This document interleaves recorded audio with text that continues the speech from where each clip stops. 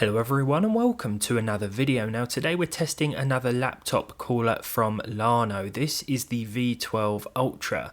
You may have seen my original V12 review, and in that one I found that despite my initial skepticism, it significantly reduced the temperatures of my gigabyte gaming laptop. So when Llano reached out and asked if I wanted to test the Ultra version, I took a quick glance at my recently acquired Asus TUF machine, which has a habit of trying to cook itself to death, and thought, yeah, why not? Especially as this version comes with software support and automatic cooling capabilities. As before, we have support for 15.6 to 21-inch Windows laptops, which sit atop this memory foam insert. This essentially creates a seal around the bottom of the machine. Air is then blasted underneath from the 5.5-inch turbo fan, which can be manually adjusted in increments of 100 RPM from 300 up to 2800.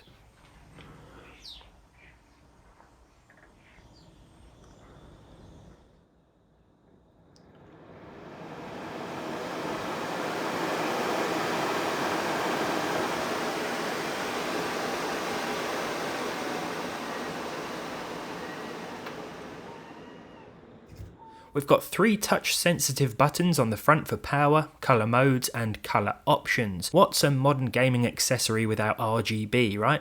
These little arms lift up to keep the laptop in place, and on the bottom we have a removable dust filter cover and the dust filter itself, spare included.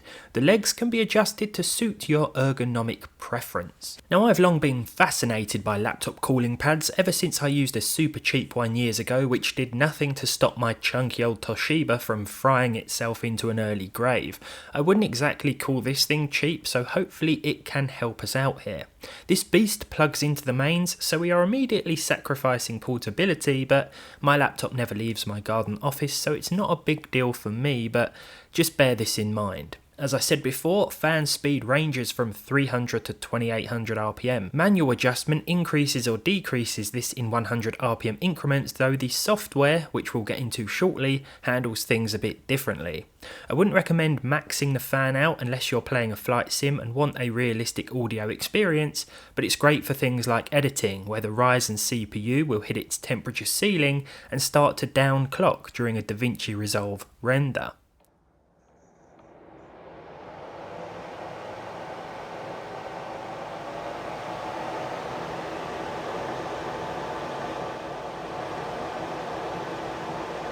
A quick 2800 RPM blast began to decrease the CPU and GPU temperatures immediately. Even 1000 RPM, which was far more pleasant on the ears, brought the temperatures down to a point where the processor could maintain a higher all-core clock speed. I even found 500 RPM to be a great continuous speed for both effectiveness and noise with this laptop, so as we move on, I implemented this into my gaming tests.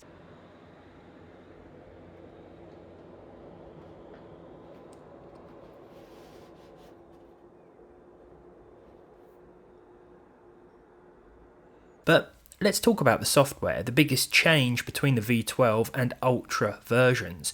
To make use of this, we need to plug the included USB cable into one of the available ports and download myth.cool. This can be found on the Llano website. This will detect our machine's specs as well as the cooler itself. Now it's here we can monitor CPU, GPU temps and utilization, as well as control the RGB lighting and cooling pad fan speeds. The default presets include AI low, medium and high, each offering different ranges of fan speed depending on the system temperatures. We also have a custom mode and manual mode which will automatically be enabled if we touch the little roller thing on the cooler itself. Double clicking the fan options lets us tweak the fan curves, and I ended up with a really nice custom curve that peaked at just 650 RPM while still doing an acceptable job. I used Cyberpunk 2077 to test these various fan modes, as this seemed to take the biggest toll on the Asus TUF's heat management skills. Here are a handful of results after playing Cyberpunk 2077 for 20 minutes with a selection of fan speed settings.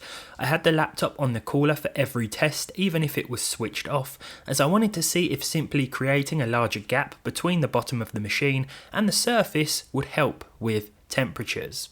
It did not. With the laptop on my desk, the CPU hit 93 degrees and the GPU 79. Things weren't much different with the laptop sitting on the cooler with a large gap underneath, but the cooler itself switched off. The GPU peaked at 1 degrees lower, but no change with the CPU.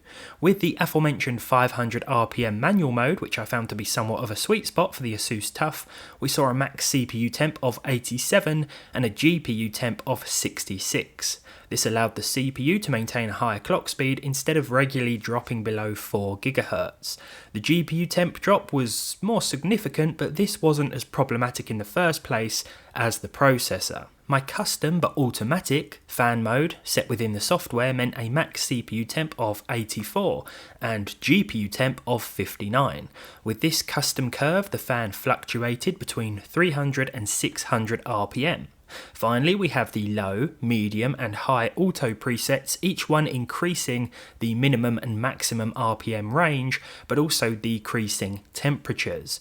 There wasn't much difference between the medium and high auto modes, at least with my Asus TUF machine.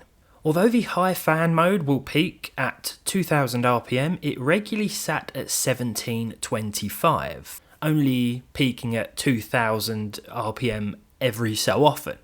Overall, we saw a drop of 22 degrees when comparing the no cooler at all result and the high fan mode result for the Ryzen CPU, and a drop of 32 degrees for the RTX 2050. Now, while the decreases in GPU temperature were more significant, it's the CPU that benefits most because less heat meant it maintained more stable and higher clock speeds. Let's finalise with a look at how things actually appear side by side when it comes to the gameplay. Keep an eye on the differences in clock speeds and power draw for the processor. Even though the graphics card is the limiting component here and may stop the CPU from reaching its maximum performance potential in some cases, the CPU still offers more headroom when temperatures are kept down. We're looking at a more consistent plus 4 GHz speed and over 40 watts of power with various cooling modes, which can lead to better performance or more consistent performance. To be honest, from my testing, I'd be inclined to stick with my custom 300 to 650 RPM fan mode or the low auto mode, as these don't really exceed the noise that the laptop produces anyway without the cooler. It's going to depend on your system though. Cost is also worth reiterating. I'm not sure if this is a more tempting proposition to those who have already spent a lot of money on a brand new and very powerful laptop, or those who have got an older or cheaper machine that's a few years old now and needs a little bit of help maintaining more respectable temperatures in demanding new games. Whether you see it as a sensible investment or not, it does work, providing you have a laptop with decent bottom ventilation to begin with. The software is a nice touch, and it's good that we can set a custom fan curve or choose a preset and then just forget about it instead of cranking up or lowering the RPM depending on what's happening on screen.